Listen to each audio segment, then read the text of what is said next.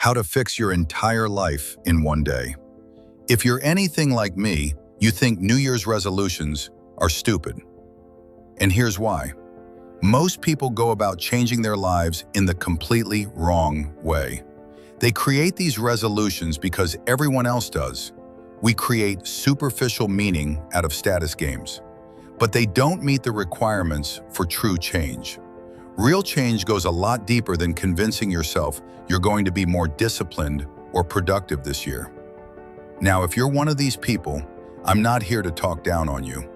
I tend to be a bit harsh in my writing, but listen, I've quit 10 times more goals than I've achieved. I think that should be the case for most people. But the fact remains, people try to change their lives and utterly fail, almost every time. However, as much as I think New Year's resolutions are stupid, it's always wise to reflect on the life you hate so you can launch yourself towards something much better. So whether you want to start that business, transform your body, or take the risk toward a more meaningful life without quitting after 2 weeks, I want to share 7 ideas you probably haven't heard before on behavior change, psychology, and productivity so you can do just that in 2026. This will be comprehensive. This isn't one of those pieces you listen to and forget about. This is something you'll want to bookmark, take notes on, and set aside time to think about. The protocol at the end, designed to dig deep into your psyche and uncover what you truly want in life, will take about a full day to complete, with effects that last far longer than that. Let's begin. Section 1. You aren't where you want to be because you aren't the person who would be there. When it comes to setting big goals, people tend to focus on one of 2 requirements for success. Number 1, changing your actions to make progress toward the goal. This is the least important second-order change. Number 2, changing who you are, so that your behavior naturally follows. This is the most important first-order change. Most people set a surface-level goal, hype themselves up to remain disciplined for the first few weeks, then go back to their old ways without much struggle. Why? Because they were trying to build a great life on a rotting foundation. Let me give you an example. Think of somebody successful. It can be a bodybuilder with a great physique, a founder or CEO worth hundreds of millions, or a charismatic person who can chat up a group without a shred of anxiety entering their mind. Do you think the bodybuilder has to grind to eat healthy? Does the CEO have to discipline themselves to show up and lead the team?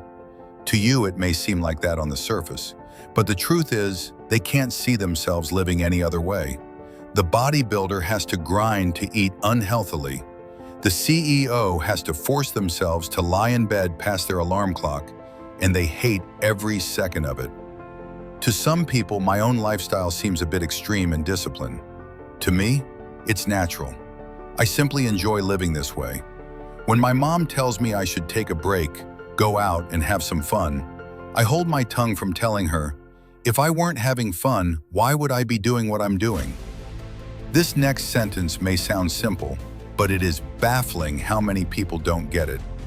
If you want a specific outcome in life, you must have the lifestyle that creates that outcome long before you reach it. When someone says they want to lose 30 pounds, I often don't believe them. Not because I don't think they're capable, but because too many times that same person says, I can't wait until I'm done losing weight so I can start to enjoy life again. I hate to break it to you, but if you don't adopt the lifestyle that led to you losing the weight for life, and find a reason with a higher gravitational pull than the one tying you to your previous ways, then you will go straight back to where you started. And you can unhappily say that you wasted the resource you will never get back: time. When you truly change yourself, all of your habits that don't move the needle toward your goal become disgusting. Why? Because you have a deep and profound awareness of what kind of life those actions compound into. You are okay with your current standards because you are not fully aware of what they are or what they lead to. We'll discuss how to uncover this, but we need to build up to that. You say you want to change.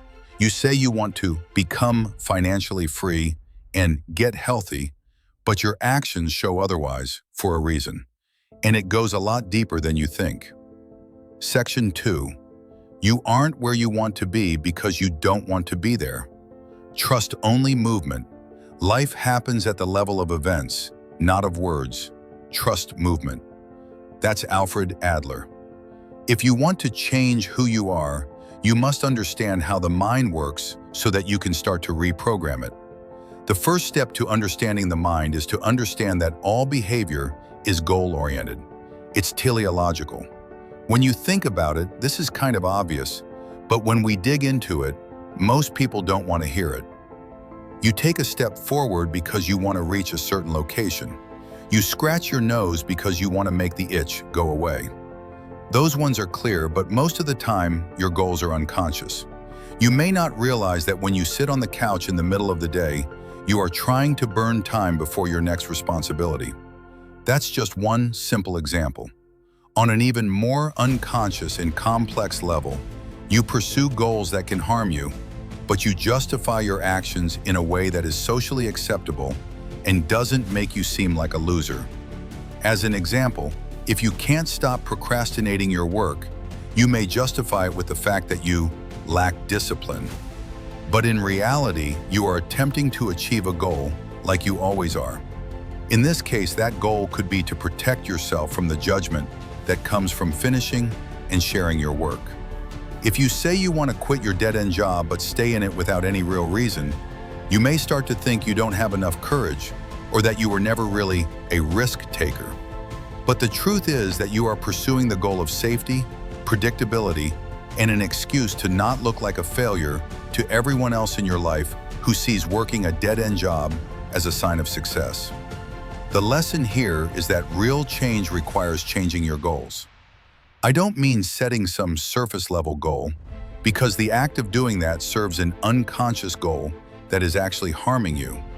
I mean changing your point of view, because that's what a goal is. A goal is a projection into the future that acts as a lens of perception, which allows you to notice information, ideas, and resources that aid in you achieving that goal. Now let's dig a bit deeper, because if you don't understand this, it only becomes more difficult to get out. Section 3. You aren't where you want to be because you're afraid to be there.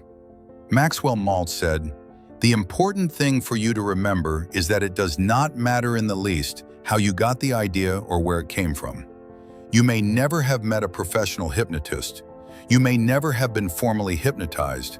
But if you have accepted an idea from yourself, your teachers, your parents, friends, advertisements from any other source, and further, if you are firmly convinced that idea is true, it has the same power over you as the hypnotist's words have over the hypnotized subject." Here's how you've become who you are today and how you will become who you will be tomorrow. This is the anatomy of identity. 1. You want to achieve a goal. 2. You perceive reality through the lens of that goal. 3. You only notice important information and ideas that allow you to achieve that goal. That's learning. 4. You act toward that goal and receive feedback that you are progressing toward it. 5. You repeat that behavior until it becomes automatic and unconscious. That's conditioning. 6. That behavior becomes a part of who you think you are. I am the type of person who. 7. You defend your identity to maintain psychological consistency. 8.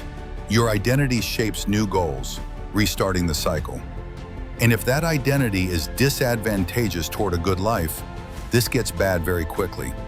The unfortunate reality is that you must break the cycle between steps 6 and 7, but this process starts when you are a child.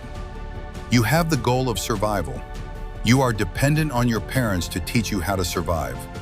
You had to conform, and since the way most people teach is through reward and punishment, unless you adopt their beliefs and values, you will be punished.